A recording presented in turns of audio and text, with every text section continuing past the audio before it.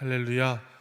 우리 각 가정에서 예배하고 있는 우리 청함의 성도 여러분, 함께 가족과 함께 서로 인사 나누면서 또 오늘 다시 한번 고백합시다. 서로 인사합시다. 주님의 날입니다. 축복합니다. 이스라엘아 여호와를 바랄지어다라는 제목을 세웠습니다. 여기서 말하는 이스라엘이라고 부르는 지금 호칭은 바로 우리를 향한 부름입니다. 하나님의 택한 백성, 하나님의 자녀 이스라엘아 하고 부르는 호칭. 나를 향해서 말씀이 뭐라 그러냐면 이스라엘아 여호와를 바랄지어다 이렇게 말씀하는데 이보다 더한 축복이 없습니다. 큰 은혜의 말씀입니다. 집에서 개를 키우다 보면 비가 오거나 눅눅한 날이 되면 나도 모르는 사이에 휙 하고 이 동물 냄새가 지나가면서 이 집 개 키우는구나, 동물 키우는구나 이렇게 알 수 있습니다. 그래서 반려동물을 키우고자 할 때 제일 먼저 문제가 되는 부분, 이것이 아마 냄새의 부분일 겁니다. 그런데 여러분, 사람과 동물 중에 누가 더 냄새 나는 줄 아십니까? 이 냄새 차원뿐만 아니라 우리가 일상을 살면서 저런 저 금수만도 못한 사람, 이런 표현을 하지요. 동물을 아주 천하게 여기잖아요. 그래서 그 천한 것보다 더 못하다고, 금수만도 못하다고 이렇게 얘기를 하는데, 과연 동물과 사람 누가 더 악할까? 이런 생각을 한번 가만히 해보면 참 재미있습니다.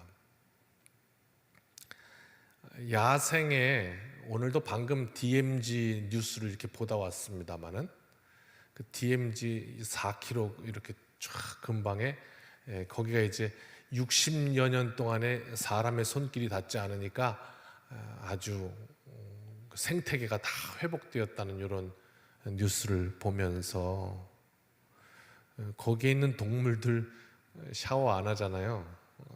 이렇게 씻지 않잖아요. 그게 이제 사람이 거기 같이 살면 어떻게 될까? 그 이제 실험을 했죠.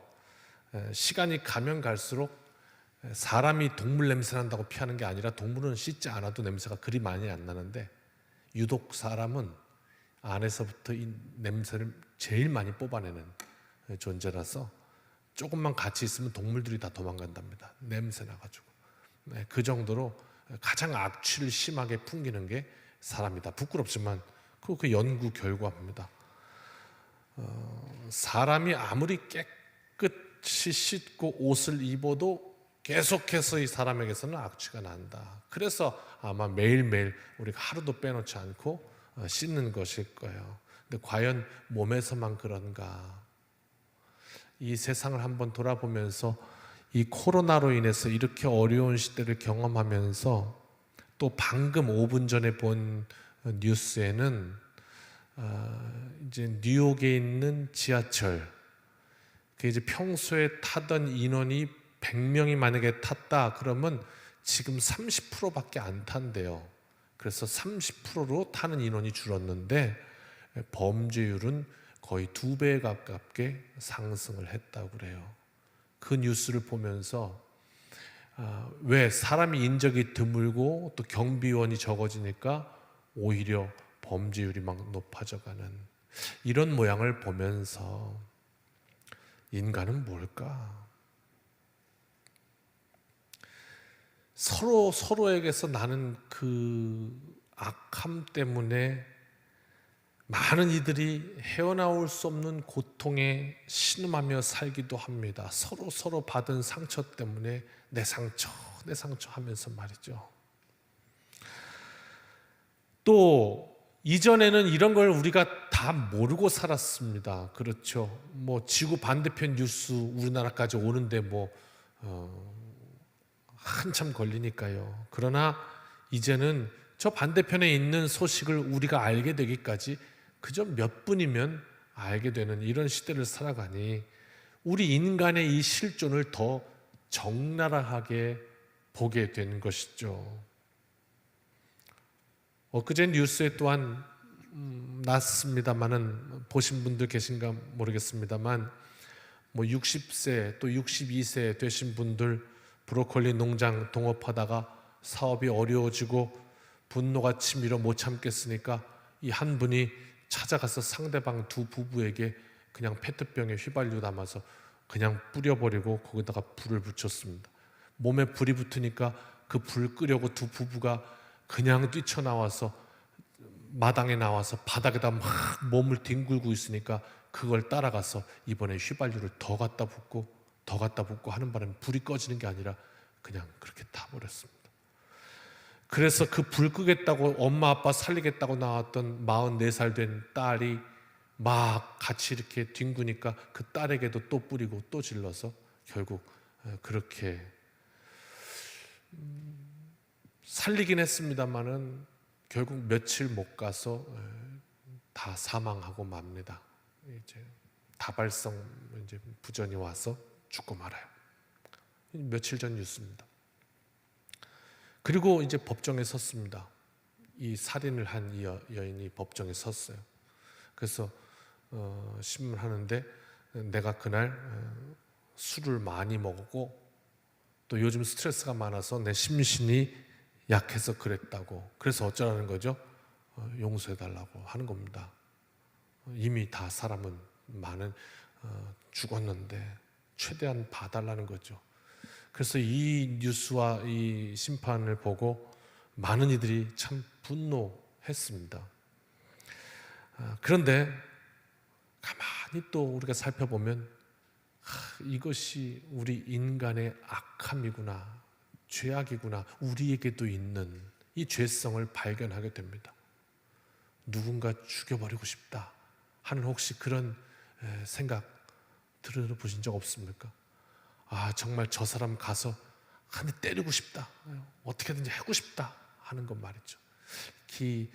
우리 안에 있는 불쑥불쑥 솟아오르는 이런 것 무섭습니다. 그래서 한 시인은 인간을 가시나무 새로 비유한 것 아닙니까? 그 악함이 서로를 찔러서 가까이 다가가고는 싶지만 가까이 다가가면 서로에게 찔러 상처가 되는, 이게 우리 실존이다 하는 노래를 한 것이죠. 그래서 어떻게 되었습니까? 이 세상이 참 그 말이 아프더라고요. 오늘 DMZ에 인간이 60년간 차단되었더니 모든 자연이 다 살아났다. 인간만 안 오면 된다. 이 뉴스가 참 가슴 아프더라고요. 그래서 절망과 고통으로 가득한 세상이 되어버린 것, 오늘 시편 기자가 고백하는 내가 깊은 곳에서 주께 부르짖었습니다 하는 이 깊은 곳이라는 말, 이 이제 히브리어로 마마킴입니다. 깊은 곳. 결국 우리가 사는 이 세상이 마마킴이 되어버린 거죠. 깊은 곳, 그냥 헤어나올 수 없는 절망, 이런 거 말입니다. 유독 이 코로나로 힘들어지고 또 우리 성도님들 가운데에도 갑작스럽게 어려운 일과 이 마마킴에 갇혀버린, 이 절망 속에 갇혀버린, 깊은 곳에 갇혀버린 이런 사건을 유독 이번 한 해에는 많이 만났던 것 같습니다. 오늘 시편 130편은 여호와께 드리는 기도의 내용입니다. 그러나 일반적인 우리의 기도가 아니라 정말 어려운 상황에, 극단의 어려운 상황에, 고난의 상황에 부르짖었던 기도입니다. 내가 깊은 곳에서 주께 부르짖었나이다. 마마킴이라고 했죠. 깊은 곳, 사람이 겪는 깊은 정신적, 육체적 고통의 상황, 이것을 마마킴이라고 이야기했습니다. 칼빈은 이 마마킴을 절망적인 재난 또는 극심한 슬픔의 상황, 우리가 견디기 어려운 우리의 한계를 넘어서는 사건들 말이죠. 그래서 제이 클린턴 맥켄이라는 신학자는 인간의 삶을, 우리의 삶을 파멸의 상황으로 몰아가는, 이제 막 정신 못 차리는 거죠. 그런 혼돈의 힘, 모든 것이 다 어지러워서 생각을 정리할 수 없는 이 인간의 삶을 파멸적인 상황으로 몰아가는 혼돈의 힘 아래에 놓인 처지, 이것이 마음 막힙니다 그랬어요. 아무것도 할 수 없는, 원하는 바가 아니에요. 내 삶에 그렇다고 원인이 어디 있는지도 모르겠어요. 감당할 수 없는 큰 파도 앞에 선 이제 휘몰아치면 쓸려갈 수밖에 없는 그 처지를 말하고 있는 거예요. 어디서부터 이게 이렇게 됐는지 모르겠는데 이렇게 그냥 무너져 버린 이 실존, 이것이 마음 막힘이에요. 1절 말씀입니다. 여호와여 내가 마음 막힘에서 주께 부르짖었나이다. 이제 이렇게 표현하고 있어요. 깊은 곳이요. 의도하지 않았습니다. 예측하지도 못했습니다. 불가항력적인 상황 속에서 고통받고 있어요. 이 마음 아픔에 대해서 조금 더 정확하게 이해할 필요가 있습니다. 우리가 살면서 예를 들면 뭐 가장 쉬운 것으로 교통법을 어기면 법의 제재를 받는 건 지극히 상식입니다. 지난주에 또 뭐 뉴스 하나가 나와서 이렇게 한 바퀴 돌았는데 혹시 받으신지 모르겠습니다. 사거리에서 뭐 이렇게 우회전 했을 때 신호등에 파란불이 켜 있으면 이 횡단보도, 그러면 그거 지나가는 게 불법이냐 합법이냐 뭐 이런 거 가지고 말이 많았습니다.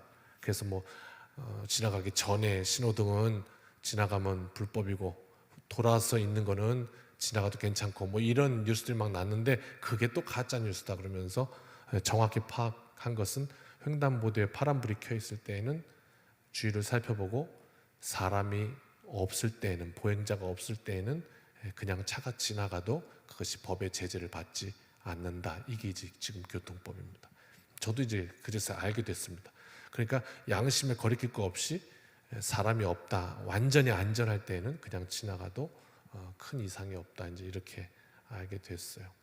그러나 사람이 있거나 이렇게 사람 지나간다면 바로 뒤를 지나가거나 이렇게 되면 이제 바로 법의 제재를 받게 되는 거죠. 뭐 그래서 딱지를 띄게 됐다. 오, 원치 않는 고난의 상황이다. 마음 막힙니다. 이렇게 말할 수 없습니다. 그건 내가 잘못한 것에 대해서 일어난 일이니까. 그게 아니라 오늘 이 시편 기자는 도대체 이 어려움과 환난이 어디서부터 왔는지 모르겠는 거예요. 그런 상황을 만나는 겁니다. 갑자기 예기치 않게 우리 가족이 떠날 수도 있고요. 사고를 당할 수도 있고요. 또 원치 않는 대로 갑자기 사건이 일어나서 큰 어려움을 당할 수도 있습니다. 제주도에서 일어났던 끔찍한 사건이 있지 않습니까? 펜션에서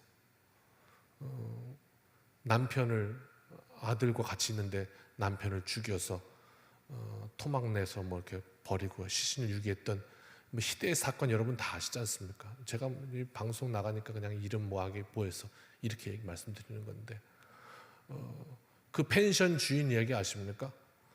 그 노 부부가 일생을 이렇게 벌어서 이제 마지막 꿈으로 그 펜션 차린 겁니다. 그런데 거기서 그만 그 사건이 일어나는 바람에 그분은 일생토록 아껴서 이렇게 했던 거 거기서 다 정리하고 다 쏟아부었다고 그 얘기를 또 제주도 가서 제주 CBS 사장님에게 듣고 왔네요. 뭐 그런 일들 말이에요. 마음 아픔, 원하지 않는, 뜻하지 않는 상황 속에 이유도 모른 채, 원인도 모른 채 삶의 의욕을 사라지게 만들고 절망 속에 고통스럽게 하는 것. 그래서 이 깊은 곳에서 온몸을 내던지며 가슴 찢도록 탄식하는 겁니다. 이 구절만 봐도 참 가슴이 아프죠. 2절 말씀입니다. 주여 내 소리 들으십니까? 나의 부르짖는 소리에 좀 들어주시면 안 되겠습니까? 귀를 기울여 주시면 안 되겠습니까? 하는 부르짖음.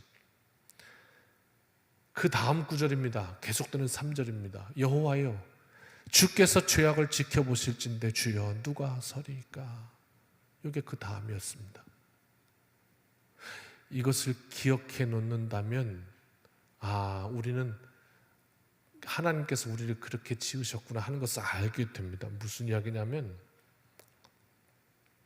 여기서 이제 이 시편 기자가 고백하는 죄악, 이것은 물론 어떤 이렇게 구체적인 행위, 잘못된 죄악 이런 거일 수도 있지만 그것보다 더 원론적인 인간의 죄성, 이것을 말하고 있는 거죠. 인간 자체, 이것을 말하고 있는데요.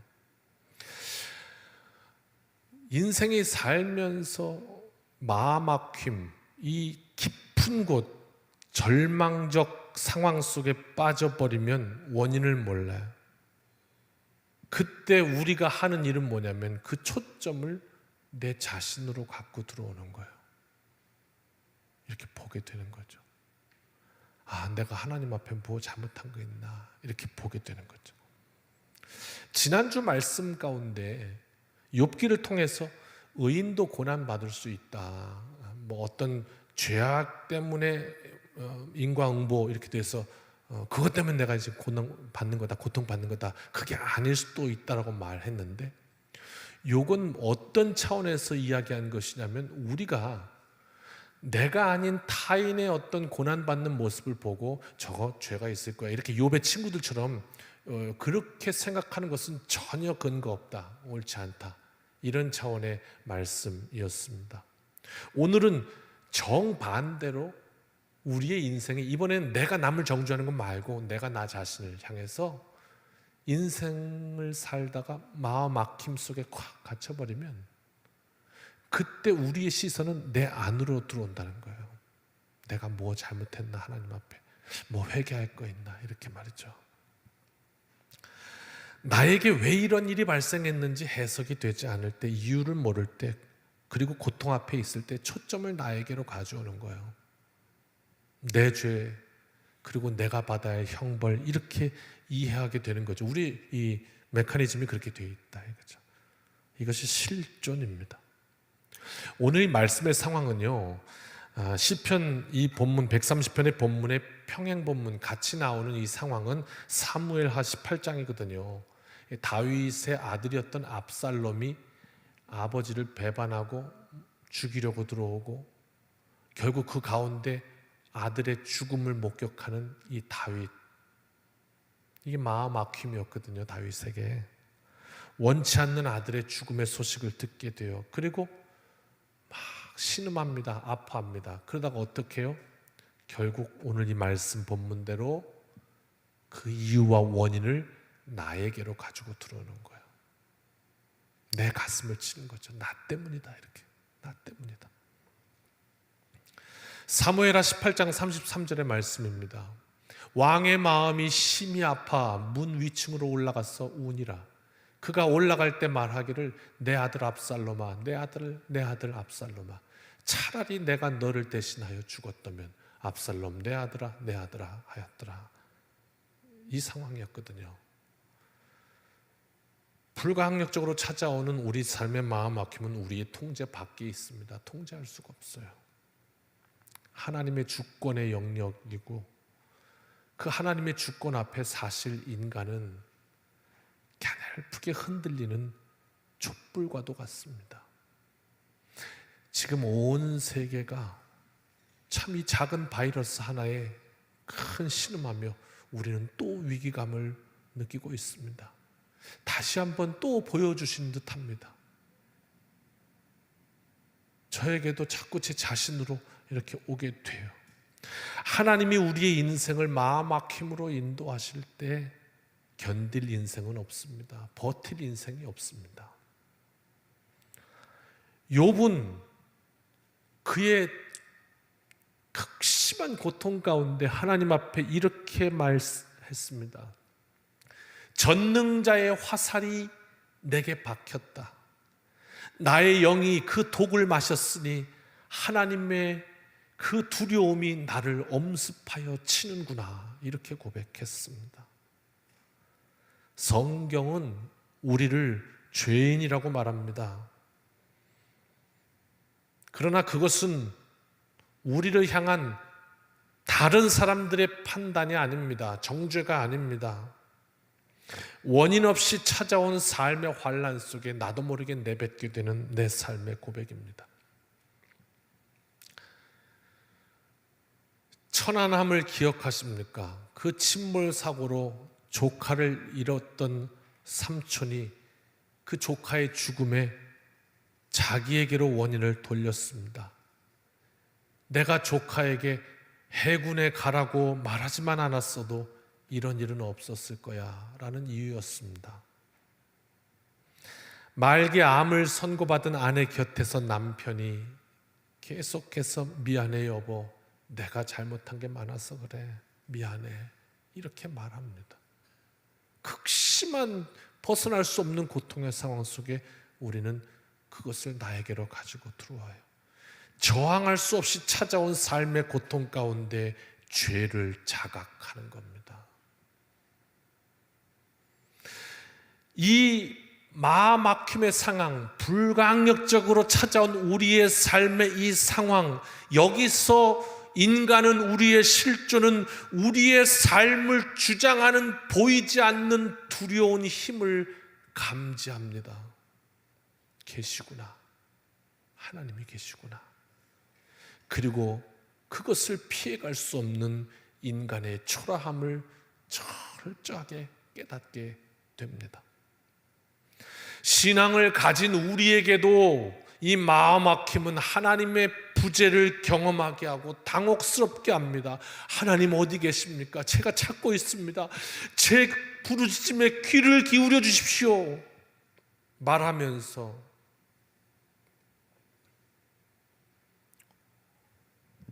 그런데 그 마음막힘은 우리 인생에게만 찾아온 것은 아니었습니다. 성경을 살펴보니 예수님께서도 십자가에서 성부 하나님 앞에 철저하게 버림을 당하시기도 했습니다. 우리 주님께 찾아왔던 마음막힘이죠. 높고 높은 영광스러운 보좌를 버리시고 낮고 낮은 이 땅 위에 친히 오셨다는 이 성육신의 말씀은 바로 주님께서 스스로 마음막힘의 상황으로 들어오셨다는 뜻입니다. 그런데 오늘 이 시인 다윗은 이 상황 속에 마음막힘에서 여호와를 바라고 있습니다. 5절과 6절입니다. 나 곧 내 영혼은 여호와를 기다리며 나는 주의 말씀을 바라는도다. 파수꾼이 아침을 기다림보다 내 영혼이 주를 더 기다리나니 참으로 파수꾼이 아침을 기다림보다 더하도다 말씀했습니다. 파수꾼이 뭡니까? 한눈 팔지 않고 밤새 지킵니다. 긴장 속에 잠들지 못합니다. 해가 뜨는 아침만을 기다립니다. 그리고 날이 밝으면 이제 적군으로부터 위협이 더 이상 없는 평안의 시간이 오는 거죠. 그러니 파수꾼에게 아침은 정말 간절합니다. 그런데 오늘 이 다윗은 내 인생에 이 해석이 안 되는 이 어려운 상황 가운데 주님, 제가 주님을 여호와를 기다립니다. 제가 파수꾼이 기다리는 것보다 더 주님을 기다립니다. 내 인생에 찾아오십시오. 이것이었습니다.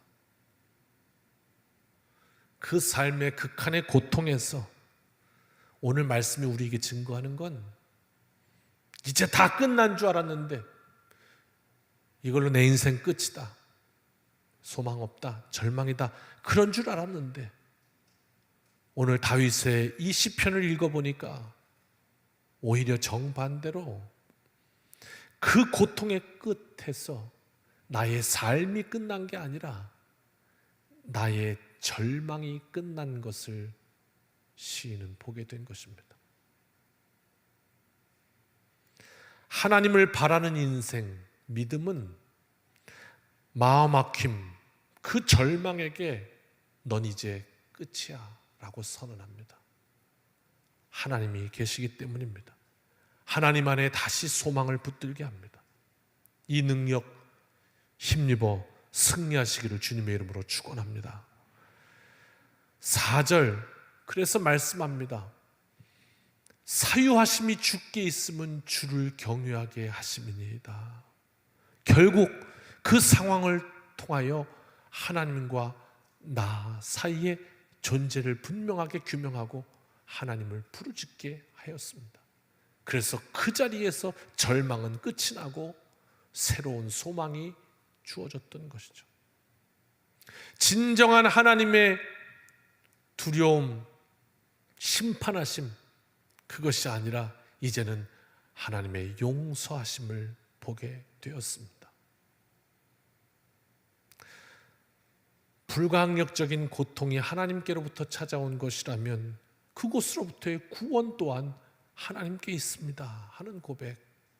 반대로 욥은 지난주 말씀처럼 주신 이도 여호와시요 거두신 이도 여호와시니 여호와의 이름이 찬송을 받으실 것입니다, 그렇게 말했습니다.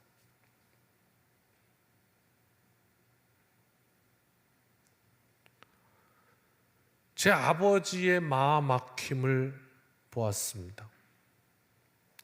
극심한 고통 가운데에서 그 나온 짧은 농축된 말이 하나님, 나는 죄인입니다 하는 고백을 들었습니다. 이것은 하나님 앞에 선 인생의 실존의 고백입니다. 하나님 앞에 나는 유한한 사람이에요. 나는 이렇게 연약합니다. 나는 하나님 앞에 꺼져가는 촛불입니다. 이 고백이었습니다. 그러나 그것으로 끝이 아니었습니다. 그 다음 단계는 그 자신에게로 향하더라고요. 하나님, 벌할 것이 있으시다면 내 육신에게 다 하시고 내 후손들에게는 하나님의 은혜를 베풀어 주십시오. 이렇게 소망을 가지고 축복하셨습니다. 그 긍휼의 하나님을 만난 아버지의 입에서 나온 고백은 왜 세상 사람들이 이렇게 고통 안 당하는데 나만 이렇게 고통당하냐고. 그 또 병의 원인이 고엽제로 판명돼서 월남 가서 그렇게 전쟁하고 온 그것이 그렇게 되었다 생각하면서 왜 억울하게 내가 이렇게 희생돼야 되느냐고 그럴 수도 있겠는데, 아니요. 그 마음 막힘을 통과하며 하나님 앞에 내 실존의 고백을 드린 아버지 입에서 나온 말은 하나님 감사합니다 였습니다. 하나님 감사합니다. 하나님은 죽음 앞에 서 있는 인생에게, 마음 막힘 앞에 서 있는 인생에게 절망으로 끝을 주신 것이 아니라 오히려 그 절망을 끝나게 하시고 새로운 영원한 소망을 보게 하시고 붙들게 하십니다. 그래서 하나님 안에서 소망은 절망 가운데 피는 꽃입니다. 인생의 마음 막힘 앞에 서 있을 때 오늘 우리 이 말씀을 꼭 기억합시다. 이스라엘아, 여호와를 바랄지어다. 이스라엘아, 여호와를 바랄지어다. 오늘 이 말씀이 우리 모든 인생 가운데 부어지시기를 주님의 이름으로 축원합니다.